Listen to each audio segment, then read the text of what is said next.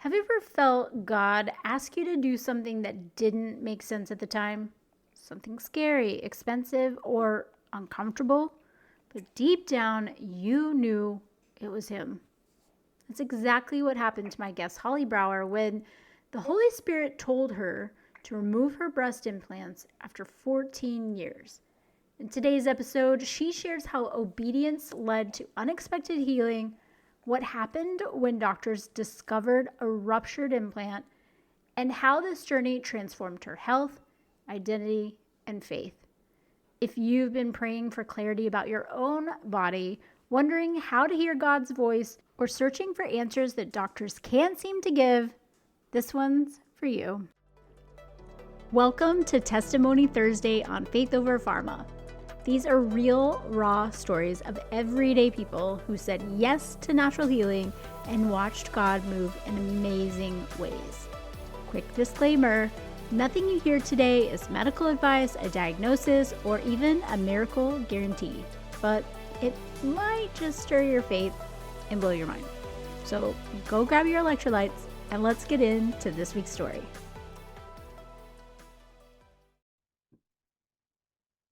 I'm very excited about this episode because I have one of my best friends, someone that I love to call my deployment twin. We were both deployed to the Middle East in 2019 together, and everyone always confused us for each other, and which I take as a huge compliment because she's absolutely gorgeous. I have Holly here with me today, and I've gotten a lot of people asking me questions about having their breast implants removed and my thoughts on that from a holistic perspective. And I wanted to have Holly share her story because it's pretty amazing how God really spoke to her about that specific thing.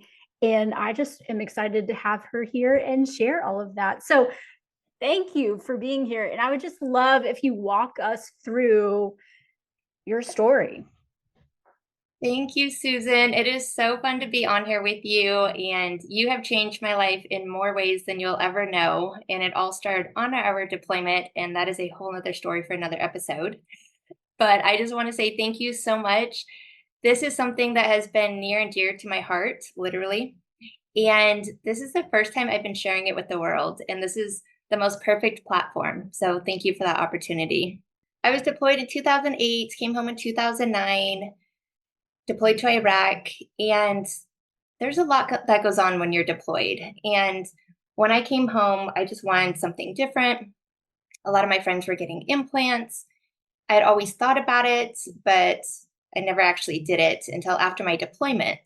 So in June of 2010, I decided I'm going to get implants. And so I went to the doctor. He was a great doctor.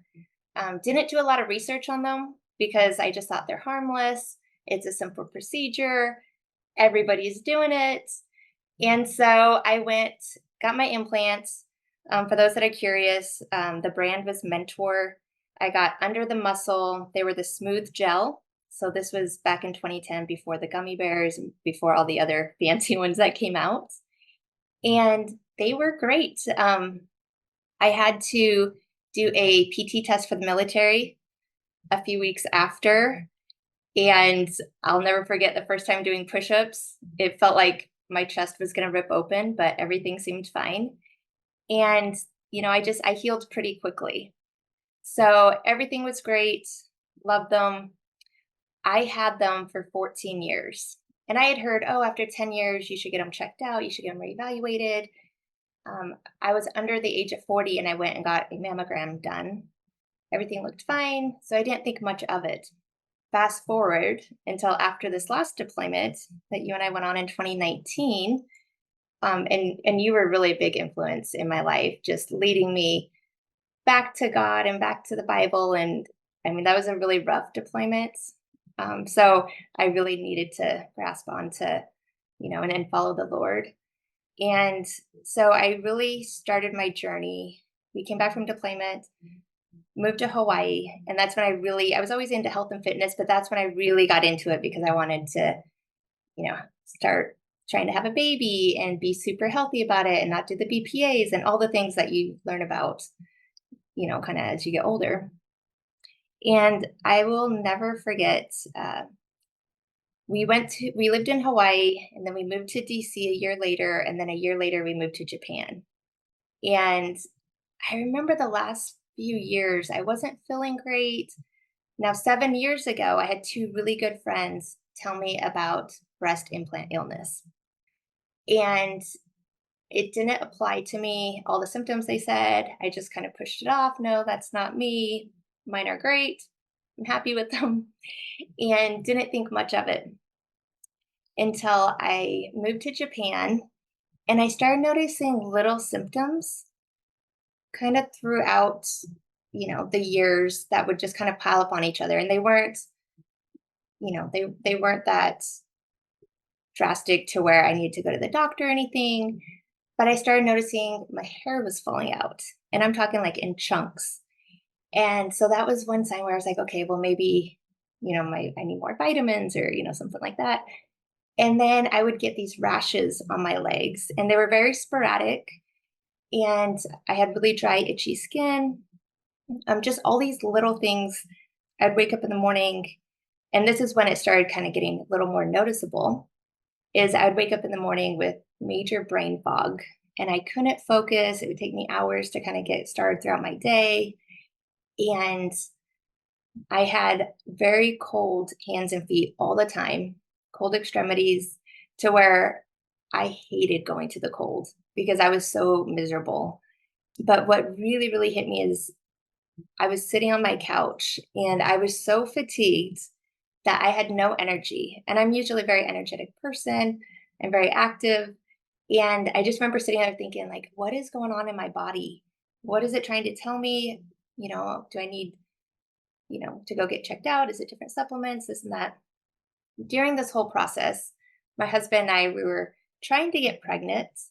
And I had told him, like, hey, let's, we read all the books, let's get super healthy. And he also had a vasectomy done before we were married. And so he got it reversed when we got together. And so I thought, okay, maybe it's something with his reversal. And so we were doing, kind of all the tests, figuring it out. And I will never forget, I was sitting on my bed in Japan, and my mom came out to visit me for a couple months. And she also had gotten implants a couple years after I had gotten them. So she was a little bit older when she got them. And she had major complications with hers. It wasn't the same experience that I had. And I remember sitting on my bed, just talking to God, praying, saying, Lord, if I'm meant to have a baby, like I pray that you just bless us with one. I just pray it's healthy. What do I need to do? And I always say it's God's timing, because I mean, I could tell you example after example in my life, but his timing is way better than ours. And I remember sitting on the bed, and it was this feeling that came over me, and I can't describe it. I used to say, oh, it's, trust your gut feeling, but I felt like it was the Holy Spirit that just came over me and just said, you need to remove your implants. I didn't question it. I didn't think twice about it. I woke up the next morning and I told my mom, we both need to get our implants out. And she was like, okay. We started doing all the research. She visited me for 3 months. So for the first 2 months, we literally watched every YouTube channel, did, went down the rabbit hole on all the research. We watched the documentary Explant, which is very eye opening. And we were just praying about the right doctor. Well, fast forward, we found this amazing doctor, and we were both in Japan. So we were going to need to fly back to the States for the surgery, but she was booked out for 9 to 10 months. And I kept thinking, I'm almost 40 at the time. This was last year. And I need to get these out right away because I want to try have a baby, and I'm not supposed to have these in my body. And so I called the doctor that my mom and I both just had a great feeling about. And they said, oh, we have a really long waiting list. We'll put you on the list. Give us your number. We'll call you back. And I have a Japanese phone number. And then with the time zone, I would wait up till 1 o'clock in the morning to be able to call them. So I gave him my phone number, and they had told me, okay, if you don't answer when we call, we're going to go to the next person because that's how busy we are. And so I just had this feeling the next day. I called back and I said, you know what? I had just called. My mom and I are trying to get an explant surgery. I gave you my Japanese phone number. Can I give you another number just so that I can make sure that, somebody answers so that, we can get on the list. And I happened to be talking to the number two person, who doesn't normally answer the phone. And she just happened to answer the phone and said, I love your story. I love that your mom and you are going to do an explant on the same day. She said, give me your time frame. And I was actually coming back for Susan's retirement. So it was super, super special time. And Susan retired on May 5th, 2024. And they were able to get us into surgery on May 8th, where we were already in the States. We flew to Ohio, and she had moved a few people around. And it was like God just opened up every single door that needed to be open for us to get there logistically, to prepare spiritually. My husband and I, and I'll talk a little bit more about this, but it was a very difficult thing when you have to tell your husband, hey, I'm getting these implants taken out. I don't know what I'm going to look like after. And I can honestly tell you, if it was a few years earlier, it wouldn't have gone as smooth as it did because of our relationship and where we were at the time. And he was so supportive. He was like, I don't love you for that. Whatever you look like is going to be, you'll be beautiful no matter what. And so my mom and I, we did, we had to do all this pre work before surgery. And when we flew there, the day before surgery, they took me in and they did an ultrasound mapping. And that's when I found out that my right implant was completely ruptured and it was leaking silicone in my body. And it was up in my lymph nodes, which the doctor could not get out. And she said, maybe eventually it'll come out, maybe it won't. And it was such a blessing because I cannot imagine having a baby and then breastfeeding with a ruptured implant because it was making me sick day by day and little symptoms that kept adding up to where it was definitely a godsend, just saying, hey, take care of this, get these things out of your body that aren't meant to be there. And so my mom and I, we were very close, and it was just an amazing experience to go through with her. And she actually went in for surgery first. And then I went in, a couple hours after she came out. So we were able to do it on the same day and recover together. And I can tell you that immediately after waking up from the surgery, I felt like something had been literally lifted from my chest to where I could breathe again. I I didn't have brain fog. It instantly went away. And then all my other symptoms of like my hair loss started getting better, my dry itchy skin. At this time I also found out that I developed an autoimmune disease, and they're still doing tests on that to figure out if it's rheumatoid arthritis or Sjogren's. But I truly believe that that's from the implants of 14 years living in my body, and who knows how long they were leaking, because I truly don't know. I was in a couple car accidents with the airbags going off. So the doctor thought maybe it could be that, or doing a mammogram with them. So it's kind of a mystery, but I could tell that there was something wrong with my body. And I was just so grateful that God led me down that path and that I listened, because I don't always listen to him. And sometimes I'm like, God, I got this when the timing's right. But this was such a strong feeling that I had to listen to him. And I'm so grateful I did.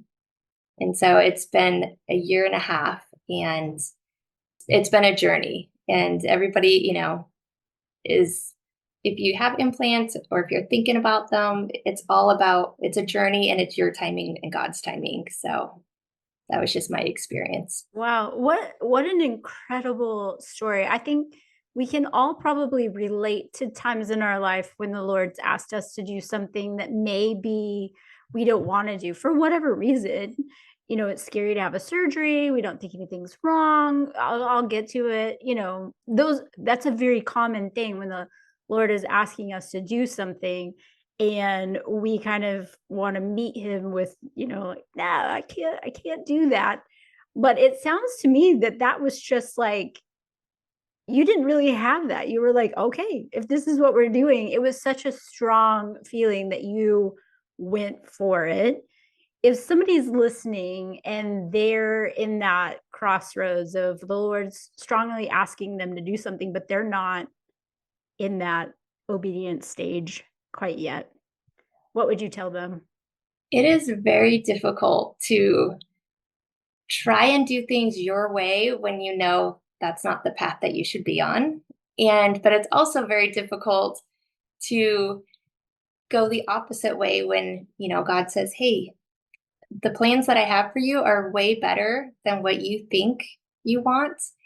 And when you actually follow him and don't question him, and it's okay to be curious and to do research and things like that.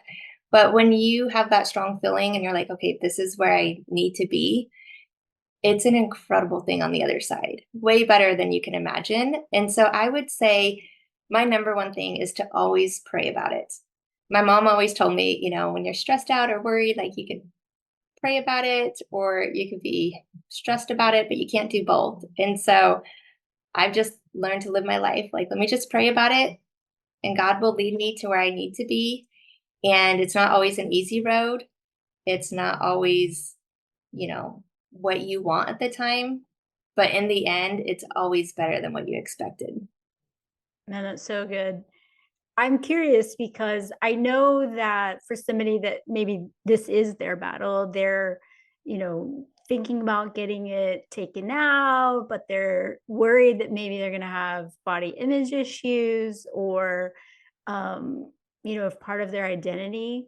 I, I talk about this a lot on the podcast and how a lot of times our illnesses, our diagnosis can become so much a part of our identity that it's hard to heal because we can't let go of that.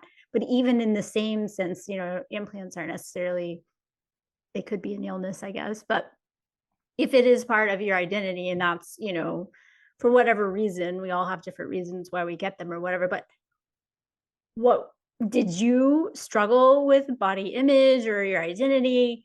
And how did God meet you in that? So this was something that I thought I was physically, mentally, spiritually prepared for because I was doing all the things. I did the research, my husband was on board. But I will tell you that a week after I took off my bandages, I just sat there and cried. I was like, what happened to me? And when the bandages are so tight that they're almost like indented, it's it doesn't look like you. And when you have implants, when I had them 14 years, they become a part of you. And so it's almost like you lost something. And it was very difficult the first couple months. I always laugh because my doctor does say, well, it takes about a year for them to fluff up. And so I tell my husband, it's been a year and a half. And I'm like, well, they're still fluffing. Just give them more time. And so we laugh about it because, he truly has just been so supportive and he loves me for who I am. And I know that.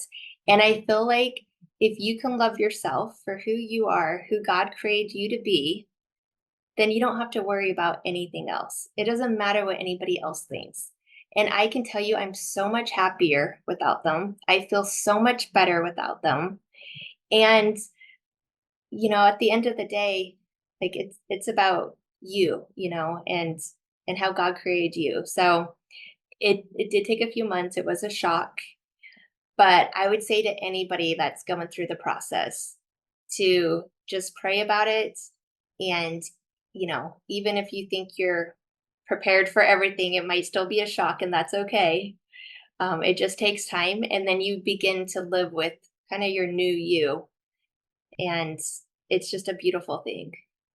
Oh man, it is so true. I think with anything, you kind of go through a little bit of a grieving process. And I'm glad that you talk about that and point it out as being something that's very normal and expected. And even if it catches us off guard, if things aren't, things are different. They are. And even though we might go into something being different optimistically, it can still be a punch to the gut. So, how has your definition of healing changed since your explant?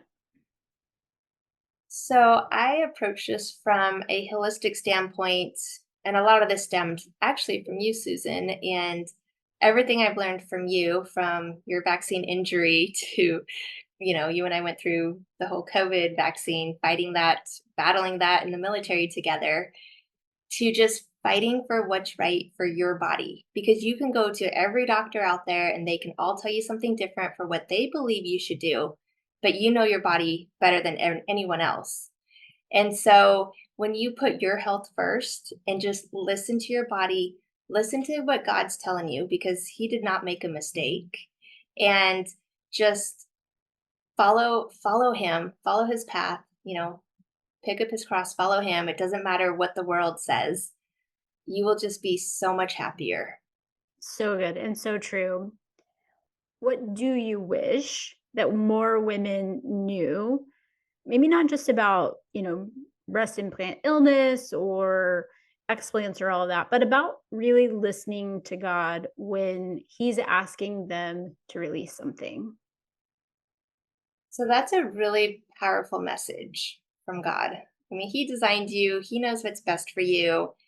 And if you don't listen and you're hanging on to it, you're not fully going to be the person that he's designed you to be. So I think really just taking the time to listen, because it's easy to get caught up in what everybody else says and, oh, this is what I should do. But when you spend time alone with God and pray about it, pray with your spouse, your kids, I mean, it's an amazing life. And I feel that, if you can just follow him, trust him, that it's just going to lead to this incredible life that you had no idea he had planned for you. And it's also, just with my experience with the implants, I mean, I even had a lot of, joint pain and inflammation. And when I look at other women and some of them are telling me the symptoms they have, I mean, I want to share this with the world to be like, hey, maybe check this out because it might not be something that was on your radar that you thought about, but it could save your life in the end, or, it could make you feel better. And again, it's not an easy road to go down. And I will tell you this too, it is very easy to get implants. Any doctor, basically any surgeon can put them in. It's a very simple procedure. Getting them out is much more difficult. I would highly recommend a microsurgeon. That's who I went to. I had an incredible doctor because they have to get the full capsule out. And if they leave any of it, because it gets up into your rib cage, then it could still cause illnesses. So basically, when you put the implant in, it creates this capsule because it's trying to protect your body. And if you don't get all of that out, then you're still having those toxins in your body. And the other thing that my doctor told me, my explant doctor, was that when I got it done under the muscle, they actually cut the muscle that runs kind of from your, like right under your breast to your belly button. It's a muscle and it just like twirls down. And she had to reconnect all that. And so it's a very delicate process. And the healing time, you have to be very careful. You really can't use your arms, because you don't want to injure anything. And so it's a little more difficult process to remove. But if you have a good doctor and you do some research, it really is. It's for me, it's been an amazing journey.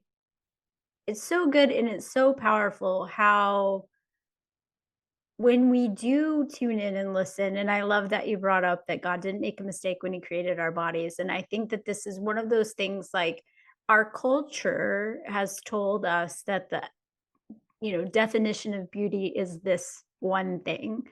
And I remember at 26 years old going to Morocco on a humanitarian mission with the military. And while we were there, they the Moroccans looked at this lady that she was probably in her late 40s, maybe early 50s, and not overweight by any stretch of, but a little more full. And they kept telling her that she was so fat, that she was beautiful. Now, things get lost in translation, but to them, more full figured she was, the better they thought she looked. And they looked at me, and I was very, very thin at the time. I don't even think I weighed 100 pounds. And they looked at me and they're like, you, not so much. But as a young girl who never really left the United States, to see and experience the culture and their view of beauty was very eye-opening and left a huge impression on me. And I think that we can get very caught up on what the world says makes us who we are, but it's so important to remember, what does God say? Who does God say you are? And I can look at my own kids and think like, they're the most beautiful and wonderful little human beings in the world. And that's how your heavenly father sees you. And so I love that message.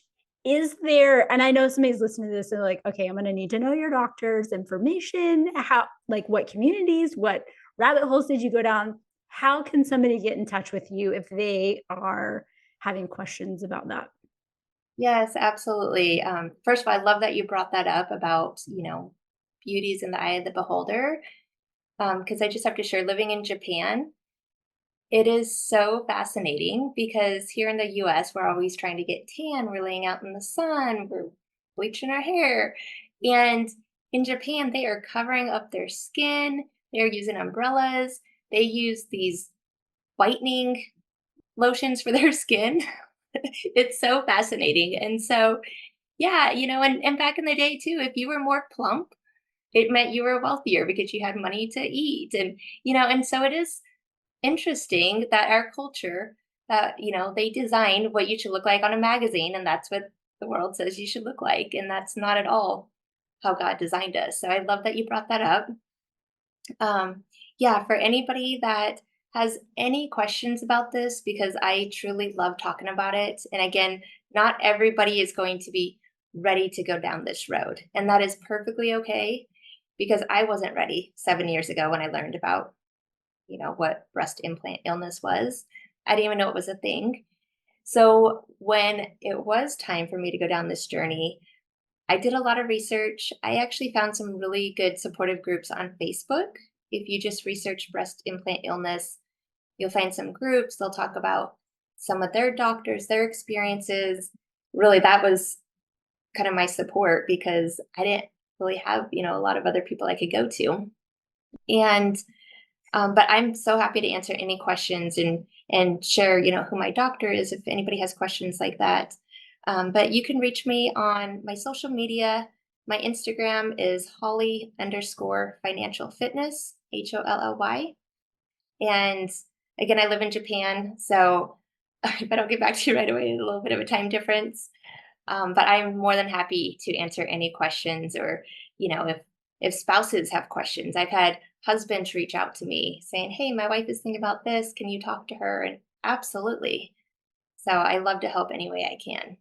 Amazing, and I'll make sure that that's all in the show notes, and I will say that anybody that does go and follow you will, uh, without a doubt, have very much envy for all your travels and adventures that you, go on. This girl lives life to the fullest, and I wanna be like her when I grow up. Thank you so, so much for taking the time to share your story. But before we jump off, is there anything else you want to add? Maybe something to the woman who is just like, I don't know how I'm going to hear from the Lord. How do I hear from the Lord? That is a great question because I asked that question for years, like what am I doing wrong? And really what led me to my relationship with God. I mean, that's a whole nother story as well for another episode, but just praying to him. Like, who doesn't want to talk to God? And you don't have to do it at a certain time. You don't have to do it. I do it when I'm driving. I do it when I'm, right before I go to bed. I do it before I eat. Whenever you want, you build that relationship with him. And so I would say praying is number one, and then reading your Bible. And I love Proverbs 31. So if you're looking for a place to start in Proverbs 31. It's amazing for women. And, it just kind of sets the tone for what a godly woman looks like. And it will transform your life when you build that relationship with God, not just with Him, but with your family, with your friends. And it's it's an amazing thing. And I'm very blessed that my husband and I are on the same page, because I prayed about someone like him. And again, that's a whole nother story. But when you can get on the same page with your spouse or with your kids, God opens so many doors. Man, it's such a good reminder. And I can think of the times in my now I've always known the Lord, but I haven't always walked with the Lord or listened closely or sought his counsel on things. And I can think of how much of my life was I had to learn things the hard way. It's kind of like our parents, when they tried to guide us, especially as teenagers, and we think they don't know anything. And then it turns out they were right all along. It's the same experience I've had with the Lord. And I think sometimes we can get wrapped up in maybe what the world tells us or what the church tells us, because I have a lot of church trauma as well. But it doesn't have to be complicated at all. And I've had people on the podcast, which is a great reminder that you may be far from the Lord, but He's not far from you. So if you're listening to this and maybe that's you, this is your invitation to just invite Him in and have a conversation. And you might be surprised how much love and compassion you're met with and how much direction you'll get out of it. So thank you for all of that amazing, amazing reminder. I appreciate you so, so much. And I know you're getting ready to head back to Japan, and Emma asked me on the daily when we're going back. So we're going to have to have our calendars sync up. Tell her I'll take her tomorrow. Thank you so, so much. I appreciate you. I love you. And thank you. Thank you, Susan. It's been such an honor. Love you. Thanks for listening to Testimony Thursday on Faith Over Pharma. If that story stirred something in you, share it with a friend who's ready to believe that miracles still happen. Got a story of your own? Head over to faithoverpharma.org. I'd love to hear it. And if this podcast is helping you see things differently, leaving a quick review helps us reach more people who are done with Band-Aids and hungry for truth. Until next time, keep questioning the narrative, protecting your peace, and walking in the truth that your body was made to heal.